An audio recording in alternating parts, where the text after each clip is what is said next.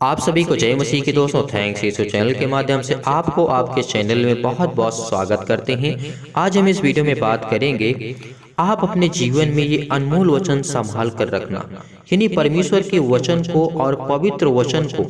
ये अनमोल वचन मैं इसलिए बोलता हूँ कि परमेश्वर ने हमें छोटी छोटी बातों को समझाया है अपने वचन के द्वारा। तो चलिए वीडियो को शुरू करते हैं ज़्यादा टाइम वेस्ट ना करते हुए। अगर आपने अभी तक इस चैनल को सब्सक्राइब नहीं किए, यानी आप नए हैं, तो हमारे चैनल को सब्सक्राइब कर सकते हैं। अगर आपने चैनल को सब्सक्राइब कर लिया है तो बेल आइकन को जरूर प्रेस कर लें। तो चलिए हम देखते हैं आज का हमारा जो पहला वचन होगा, हम पढ़ते हैं यूहन्ना पुस्तक अध्याय 15 और वचन नंबर 7 में लिखा है। परमेश्वर ने यहाँ पे हमको समझाया है कि यदि तुम मुझ में बने रहो और मेरी बातें तुम में बनी रहें तो जो चाहो मांगो वह तुम्हारे लिए हो जाएगा। परमेश्वर ने हमसे कहा है यदि तुम मेरे वचन में और मेरी बातों में और तुम मुझ में बने रहोगे तो जो तुम चाहोगे परमेश्वर की इच्छा के अनुसार तो तुम्हें मिल जाएगा। तो इसी तरीके चलते हैं, अगले वचन की ओर चलते हैं जो लिखा है मत्ती रचित सुसमाचार अध्याय 7 और वचन नंबर 8 में लिखा है। परमेश्वर ने यहाँ पे कहा है क्योंकि जो कोई मांगता है उसे मिलता है और जो ढूंढता है वह पाता है और जो खटखटाता है उसके लिए खोला जाएगा। परमेश्वर ने यहाँ पे कहा है हमारा ये उद्देश्य इस वचन को लेकर के ये नहीं होना चाहिए कि हमें पैसा मांगना है, गाड़ी मांगना है, शौहरत मांगना है। नो, ये सब वस्तुएं तुम्हें नहीं मांगना है। परमेश्वर यहाँ पे क्या कहता है इस वचन को लेकर के आप समझने की कोशिश करिए कि परमेश्वर कहता है क्योंकि जो कोई मांगता है उसे मिलता है। जो परमेश्वर से ज्ञान, बुद्धि, समझ, ताकत अपनी बीमारी के लिए, अपने परिवार के लिए, फैमिली के लिए, जो परमेश्वर से मांगता है कि मेरे परिवार को सलामत रख प्रभु और मुझे ज्ञान दे कि पिता मैं अपने कार्य को और तुम्हारे कार्य को पिता कर सकूं और तेरे वचन को शेयर कर सकूं। जब परमेश्वर से हम बुद्धि मांगेंगे, समझ मांगेंगे तो हमारा जो कार्य है संसारिक वो तो हम आसानी से कर लेंगे। तो हमें जो वस्तुएं मिलना चाहिए, जो हमें जरूरत है खाने के लिए, तो वो हमें वस्तुएं मिल जाएंगी। इसीलिए परमेश्वर से हमें मांगना है ज्ञान, बुद्धि और समझ। इसीलिए परमेश्वर ने कहा है क्योंकि जो कोई मांगता है उसे मिलता है और जो ढूंढता है वह पाता है और जो परमेश्वर के द्वार को खटखटाता है तो परमेश्वर उसके लिए एक मार्ग खोलेगा, उसके लिए एक जगह तैयार करेगा।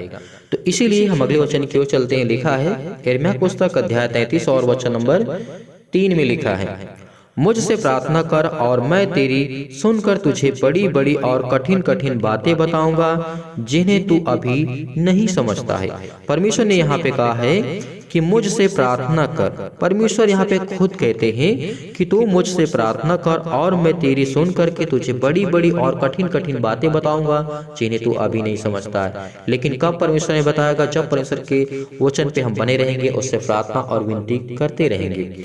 तो इसीलिए पढ़ते हैं अगली पुस्तक में लिखा है यिर्मयाह पुस्तक अध्याय 29 और वचन नंबर 13 में लिखा है तुम मुझे ढूंढोगे और पाओगे भी क्योंकि तुम अपने संपूर्ण मन से मेरे पास आओगे।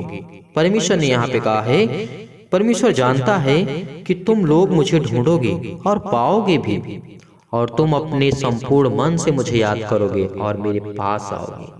परमेश्वर हमें जानता है कि हमें परमेश्वर की जरूरत है। हमें परमेश्वर के पास जाना बहुत जरूरी है, उससे प्रार्थना और विनती करना। इसीलिए परमेश्वर कहते हैं इस वचन के द्वारा, जैसे हम पढ़ते हैं और वचन पढ़ते हैं यशायाह की पुस्तक अध्याय 65 और वचन नंबर 24 में लिखा है।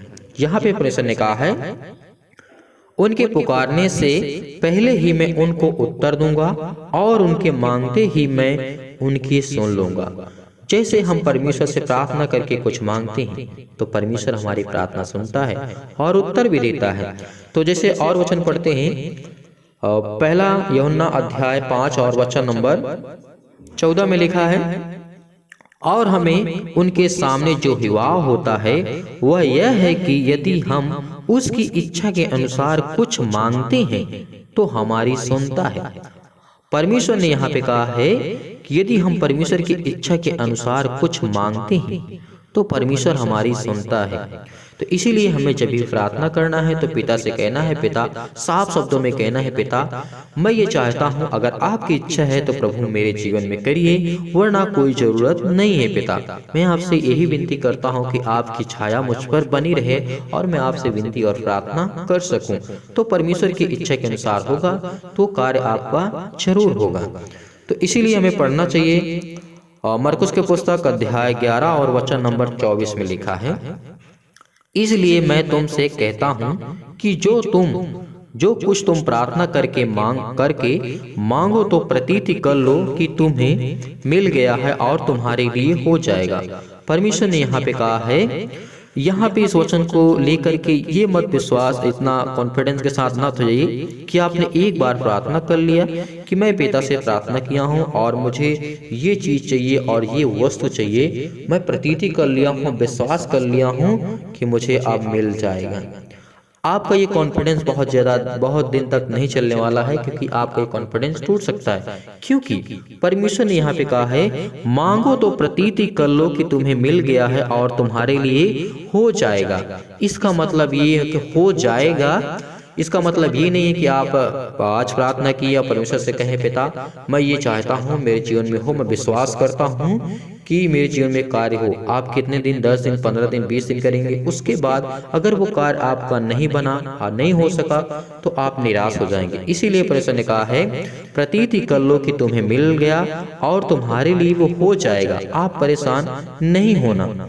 तो इसीलिए हम जैसे अगले वचन की ओर चलते हैं, लिखा है पहला यूहन्ना अध्याय 3 और वचन नंबर 22 में लिखा है, और जो कुछ हम मांगते हैं वह हमें उससे मिलता है, क्योंकि हम उसकी आज्ञाओं को मानते हैं और जो उसे भाता है वही हम करते हैं। परमेश्वर ने यहाँ पे कहा है, जो परमेश्वर को भाता है वही अगर हम करते हैं और उसकी आज्ञाओं को मानते हैं तो परमेश्वर कहते हैं, जो कुछ तुम मांगते हो वो तुम्हें मिलेगा प्रार्थना के द्वारा।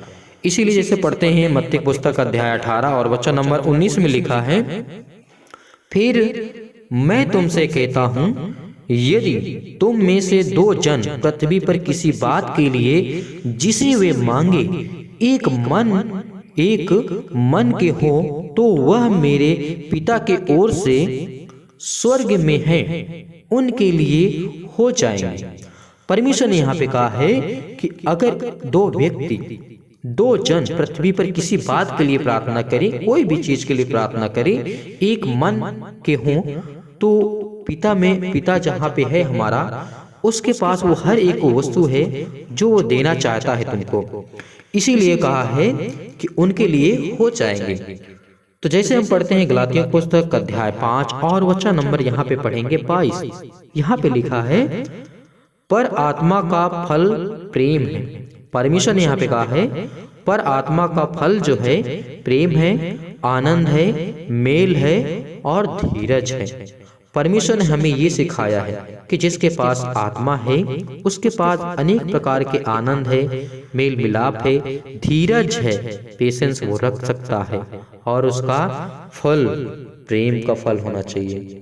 इसीलिए जैसे पढ़ते हैं 23 में लिखा है, और कृपा, भलाई, विश्वास, नम्रता और संयम है, ऐसे कामों के विरोध में कोई भी व्यवस्था नहीं है।